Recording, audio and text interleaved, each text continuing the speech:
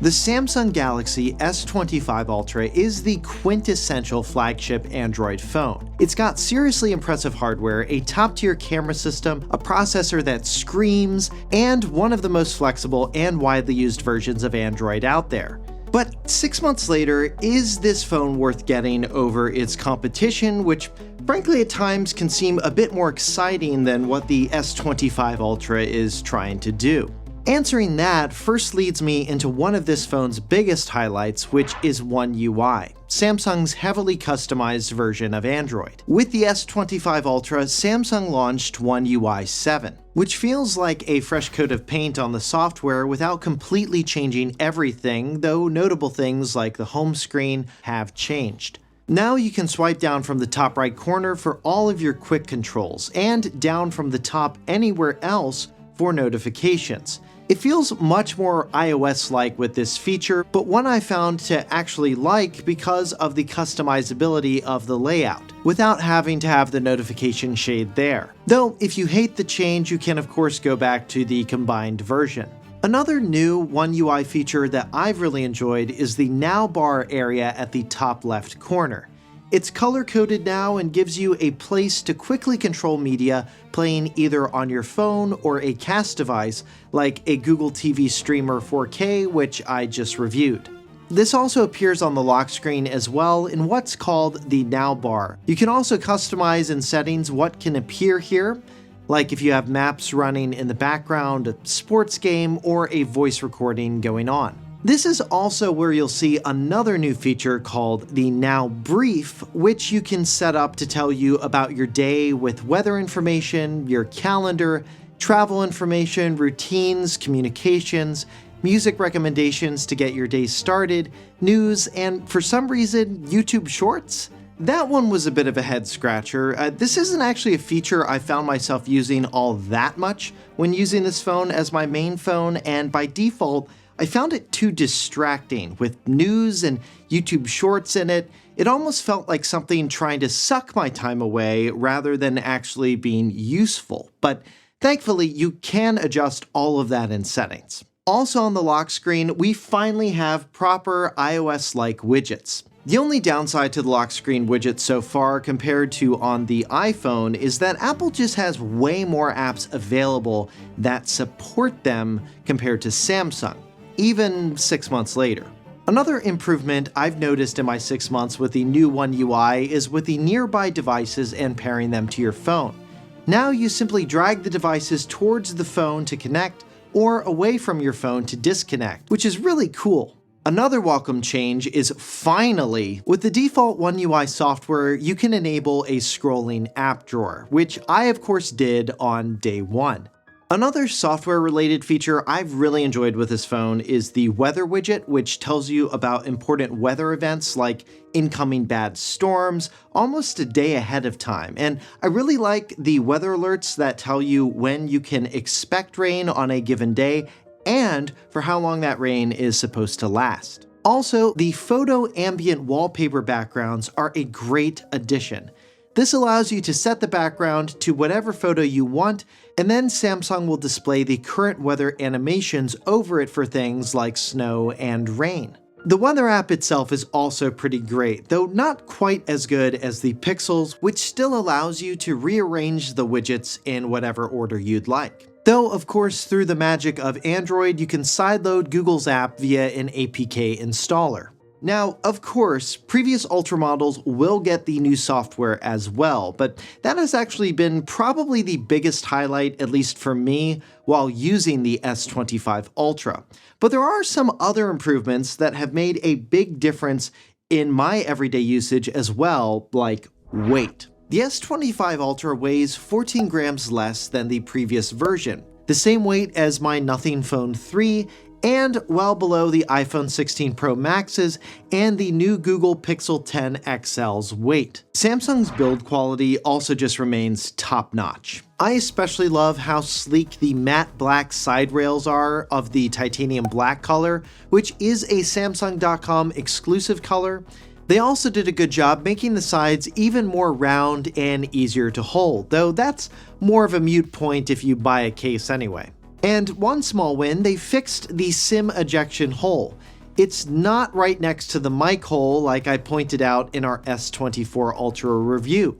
The display is excellent with that anti-glare coating and 2600 nits of max brightness, which is impressive. The only downside is that the PWM is 480 Hz, which is considerably lower than other smartphones like those from Chinese manufacturers, which typically have a much higher pulse width modulation for reduced flicker, though 480 Hz is in line with Apple and Google's current lineup. The thinking here is that the higher the Hertz rate, the fewer people will have symptoms caused by the PWM. Battery life is another big highlight with this phone. It easily lasts me all day and has been probably the best battery life I've experienced on any flagship phone this year. It typically dips down into the 60% range by the time I need to charge it at night, and typically for my use that means I've gotten about 1 to 2 hours of screen time and a couple of hours of background play for music and podcasts, which for my light to moderate use, this is very good battery life. Now let's talk about another reason people typically buy this phone, and that's the camera system.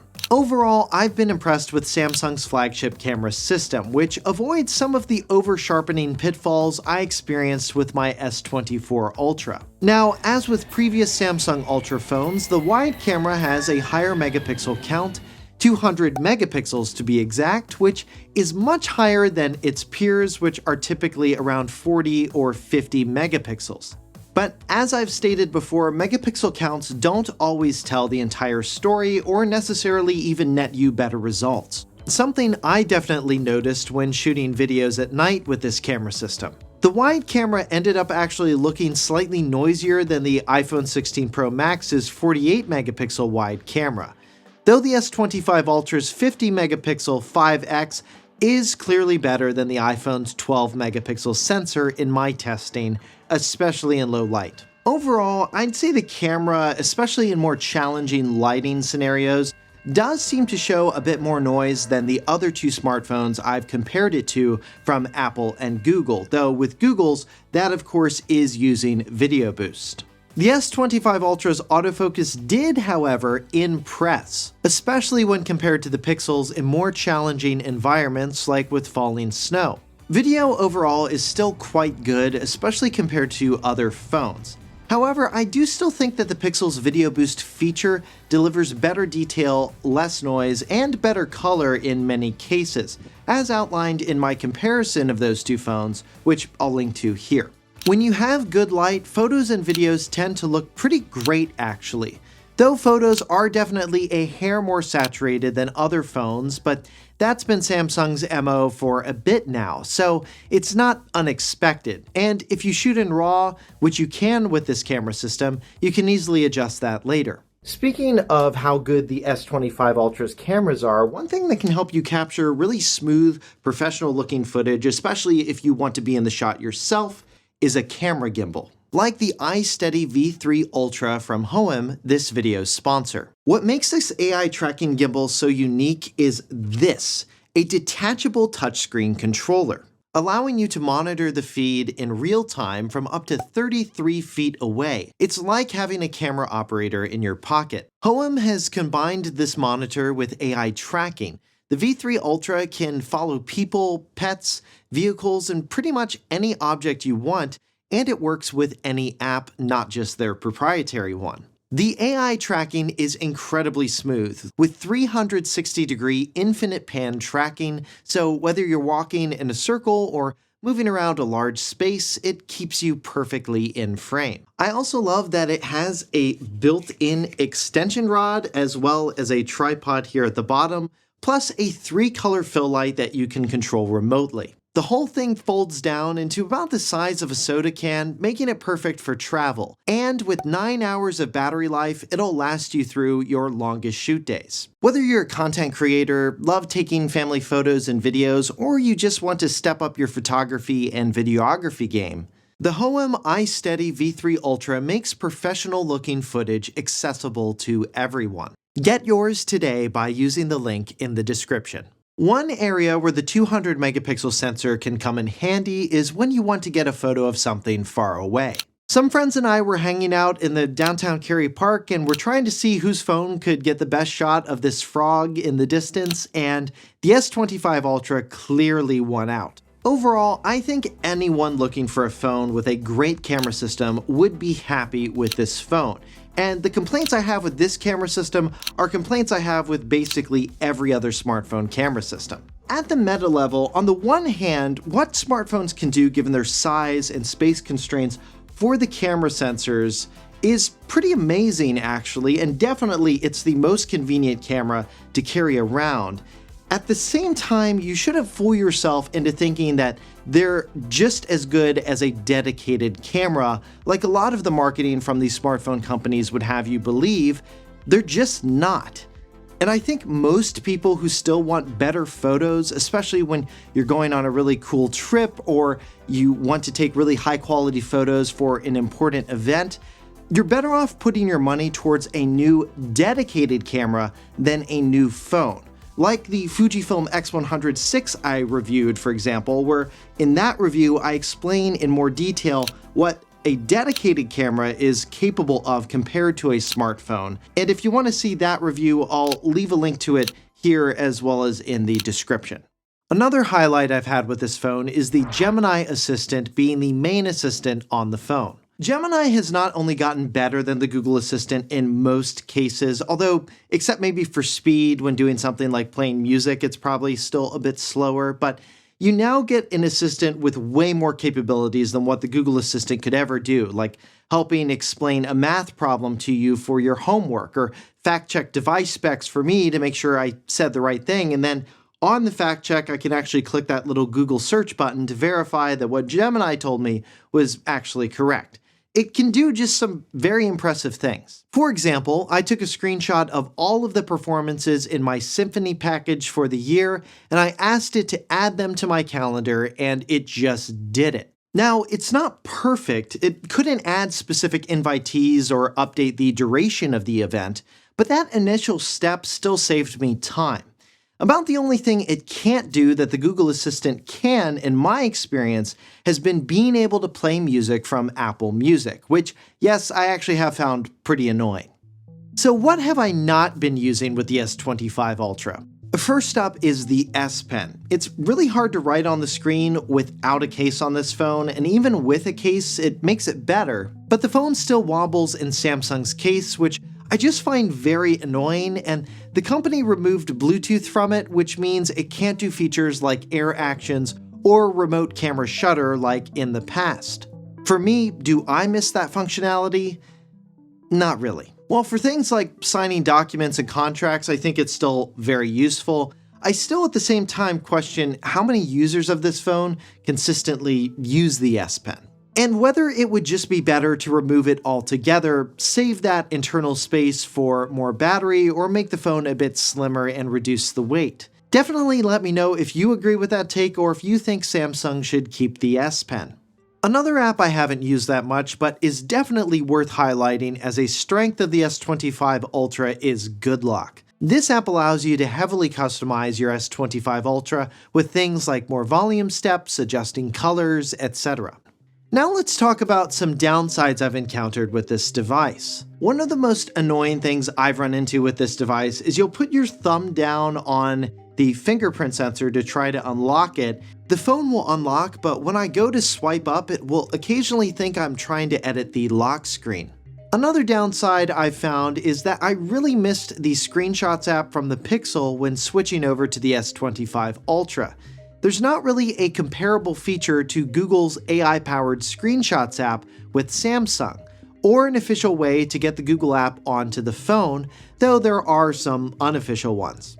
It's not like this phone is lacking in AI features, though. You do get things like Transcript Assist, smart summaries and suggestions, but I do find myself missing some of Google's AI features like the Pixel Call Assist suite of features, which is all the more glaring of an omission now that iPhones will get similar features with iOS 26. And of course, there's no easy user replaceable battery. That's to be expected, but something I still hope to see from a major smartphone company to help people keep their devices for longer if they want to, and be able to swap batteries out from their home.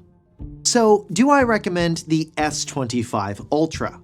Yes, it's been an absolutely solid flagship Android smartphone for the past 6 months. And while at first I think people thought it was kind of a boring update, 6 months later, my takeaway is that Samsung's just made a lot of really good refinements to the Ultra phone. But who should get one? Generally, if you want a top-tier Android phone with the best camera system that Samsung makes, and a phone that just has solid hardware, it doesn't feel like you're holding a brick, and has excellent anti-glare display technology, excellent battery life, all of the things you would want in a phone. But if you were wanting to switch to a phone that feels totally new, something really different, that's where I don't think it's necessarily the phone for you, unless you're coming from an iPhone and you've never had an Android phone before. While on the one hand, One UI 7 feels like a much needed change, it also feels quite a bit safe compared to what Google is doing with Material U Expressive 3, or what Nothing has done with their Phone 3, which I'm also reviewing and looks out of this world, and maybe not in a good way. Or even what Samsung is doing with their foldables, which yes, do cost a bit more than the S25 Ultra depending on which version you get, and there are certainly going to be trade-offs with that form factor. But it will absolutely give you that whoa, my phone feels so different vibe that some people are after. And I've left a link to see all of the products I mentioned in this video, including the other phones and devices I talked about, if you want to check and see if any are on sale, compare prices at multiple retailers, or learn more about them by clicking the eye icon at the top right corner of their card and see where else we've covered them. Link to that in the description and pinned comment. So those are my thoughts on the S25 Ultra, but now it's your turn. If you have this phone or a previous version, let me know what you think of it and what your experience has been like in the comments. And to see more of my smartphone reviews and comparisons, like my comparisons between the S25 Ultra and Pixels and iPhones, you can click here or click here to see more of my popular reviews. And to see all of the products I recommend at any time, you can do that by visiting 6monthslater.net/shop. For 6 Months Later, I'm Josh Tedder. Thanks for watching.